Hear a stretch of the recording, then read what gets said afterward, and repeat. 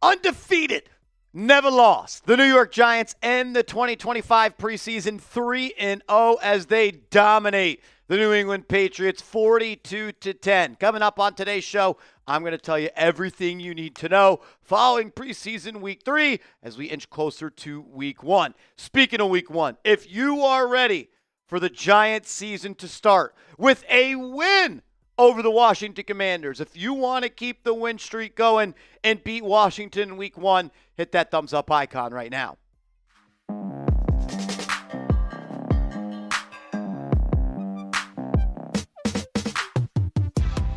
You're watching New York Giants Now by Chat Sports. I am your host, Marshall Green, and I don't care if it's preseason.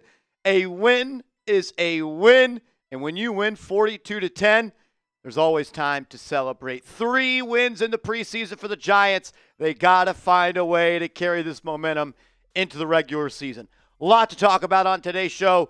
Let's start with Jaxson Dart. I thought it was another good game for him. The stats, they don't really paint the picture as if that was the case. 6 of 12 in this game, 81 yards through the air, did connect for a touchdown with Greg Dulcich. A beautiful throw. Hits his back foot, a bang-aid skinny post, whatever you want to call it, from Dulcich on the left side. Fits it in between the corner and the safety. Touchdown Giants. The thing that has stuck out the most to me about Jaxson Dart is his ability to process quickly. He has a plan with the football in his hands. He wants to get it out quickly. He doesn't want to pitter-patter in the pocket and let pressure collapse him. He does a good job of just playing the quick game. The numbers, though, they don't really tell you what happened in the game. There were at minimum 4 drops by New York Giants, 2 by Jalin Hyatt, 2 more by Bo Collins as well. I think he had an 80 or 75% adjusted completion percentage. But the story of the day is he has to find a way to slide. He has to. He cannot play with this reckless nature. You go back and you watch the Gruden QB school with Jaxson Dart. He says, your play style, it's reckless. It's careless. And it's going to cost your football team. He did not slide after another nice QB run that he had. On that play, he fumbled. He was lucky there was a flag on the defense, or that would have been a turnover. And not only did he fumble and put the ball in harm's way, he put himself in harm's way. He had to be removed from the game, had to go into the concussion medical tent. He was cleared. They're saying the wind got knocked out of him. But what if that's a 2-minute warning drive, and you're trying to win a game on a comeback drive, and your starting quarterback has to go out because he didn't get down and take care of himself, take care of the football, and prioritize the team? He said he didn't think a big hit was coming, and he said he just needs to hold on to the football. So there's that on that. Overall, I think that might be the best thing that ever happened to him in the preseason. Because right after that, he had to come out of the game. Then Jameis Winston threw a touchdown to Jalin Hyatt, who, wow, what a game. And I don't necessarily mean in a good way for Jalin Hyatt. Yes, he did have a touchdown. 3 catches for 38 yards. A beautiful ball from Jameis Winston on that. But he dropped another pass from Jaxson Dart on the right sideline. He dropped another pass from Jaxson Dart on the left sideline. And I tweeted out, cut him. Cut him after the game. But it was just the reverse jinx that I was trying to put into motion. A couple plays later, he catches that touchdown from Jameis Winston. On a more serious note, though, catch the football, man. If you're going to be a receiver in this league, you got to catch the ball. And he hasn't done that. He hasn't made enough plays. I do think tonight was a game where maybe they could talk about him not making the roster. I think the touchdown helps his argument, but this is a crowded wide receiver room. And if they can't trust you to catch the football, and we already know that Jalin Hyatt pays rent to live in Brian Daboll's doghouse, probably don't want to leave the last film before cutdown day if you drop 2 wide open passes. But he bounced back. Mental toughness, that can't be celebrated. It's easy to collapse and throw the towel in after you drop 2 big chunk plays, but he bounced back with a touchdown, which was nice. Winston looked good as well. That pass was good, beautiful, right on the money to Jalin Hyatt. Giants quarterback room performed well, and salute and kudos Tommy Cutlets. Maybe the last time we see him in a New York Giants uniform. And he ends it with an absolute bang like he started his Giants career. 17 of 20, 200 yards through the air, not 1, not 2, but 3 passing touchdowns. If you need a backup quarterback, call the New York Giants. Maybe DeVito's open for business. I don't know if Jameis Winston is, but the Giants, if they have to cut this guy and get nothing in return, I'm not expecting a lot. Maybe DeVito in a 7th or a 6th. They got to find a way to turn him into an asset that can help this team in the long term. Or maybe you trade Winston and you believe that he could be the long-term answer.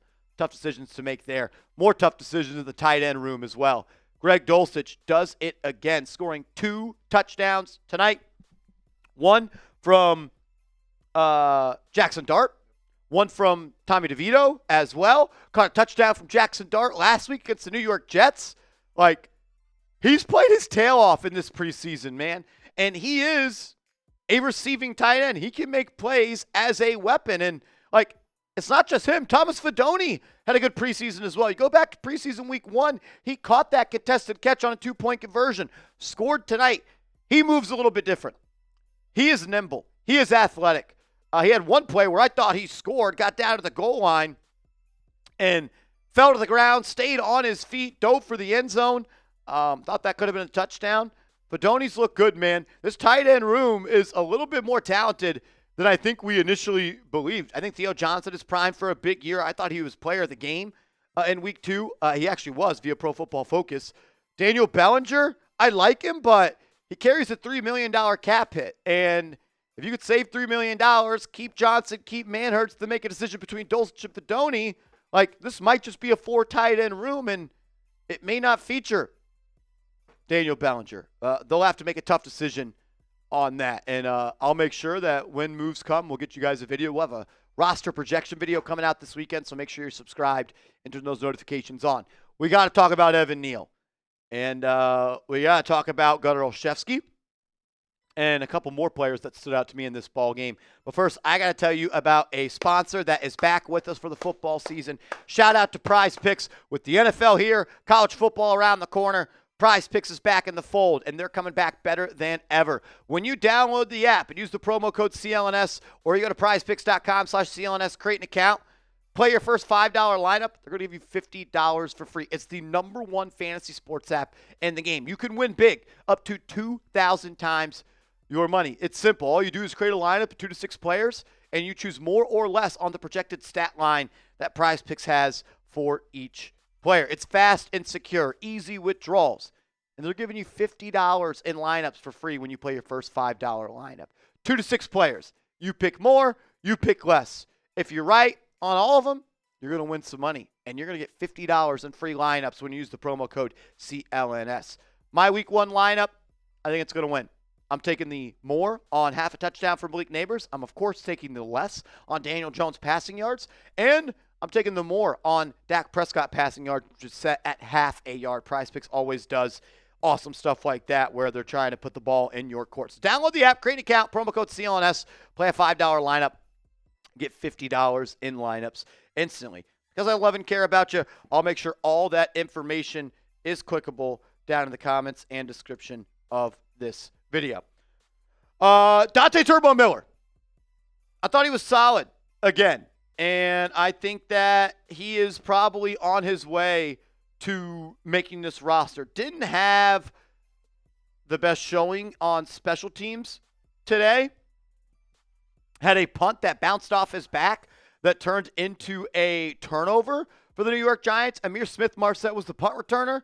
I don't know what was being said. I don't have a mic on all these guys, but Smith-Marset needs to be yelling, Peter, Peter, Peter, letting everybody they need to get away from the football. Miller was engaged with the punt coverage for the Patriots, couldn't get out of it.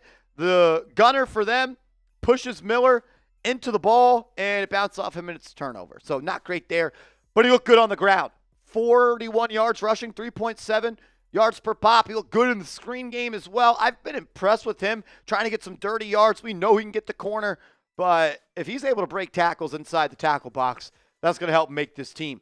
Gunnar Olszewski's also putting up a damn good campaign to make this squad as well. A 50-yard catch and run to start the game from Jaxson Dart. Giants got in enemy territory early on because of that. Had a touchdown early on in preseason on a slant route from Jameis Winston. He's shown the ability to get open, catch the football. We know he can return punts. We know he can return kicks. And I look at it like this. I think it's a wash between who's a better punt returner and kick returner between Gunnar Olszewski and Amir Smith-Marset. Olszewski is a much better wide receiver than Amir Smith-Marset. I did like how they ran a wildcat look with Amir to give him the ball and try to make some plays. But shoot, man, if you told me if I had to pick one, Smith-Marset or Olszewski, I might just take Gunner. Got to talk about Evan Neal in a second, as well as Trace Ford, who was awesome. But make sure you are subscribed to the channel. We're going to be breaking it down all season long. Sub it up. Sub for Giants dubs. All righty, Evan Neal. He was horrible. Absolutely horrible. I didn't think he was horrible against the Jets. I did think he was horrible today. The broadcast on Amazon Prime put a highlight reel together for Evan Neal today. And they showed the stat. 4 pressures allowed on 22 pass blocking snaps today. He's unplayable. Again, he is a worse bust than Evan frickin' Flowers or Eric Flowers at this point. And that's saying something. 7th overall pick out of Alabama and a bust.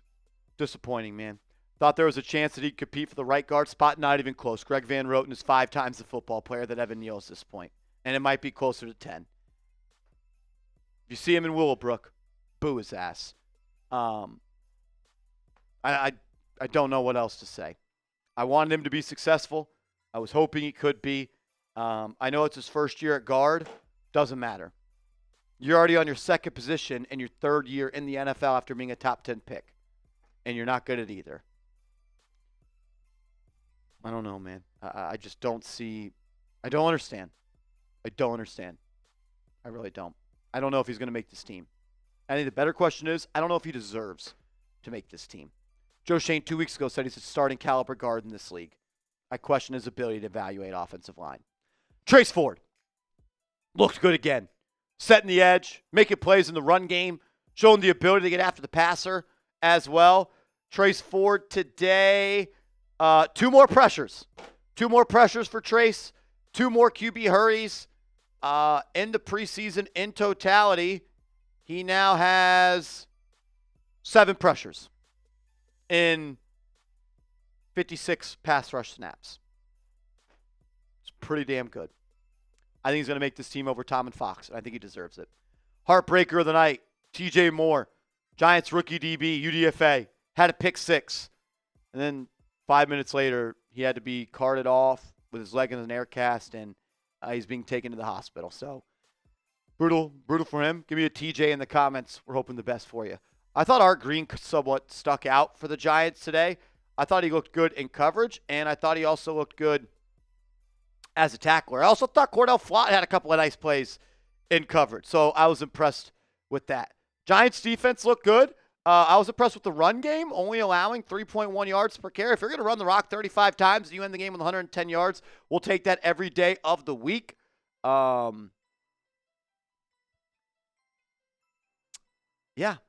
not much more to say about this ball game.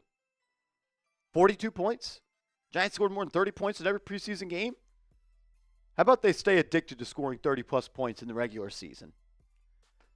It's almost here, baby. It's almost here. And I cannot wait. Make sure you are subscribed. Make sure you are following me on social media. And if you made it this far in the video, give me a real one down below.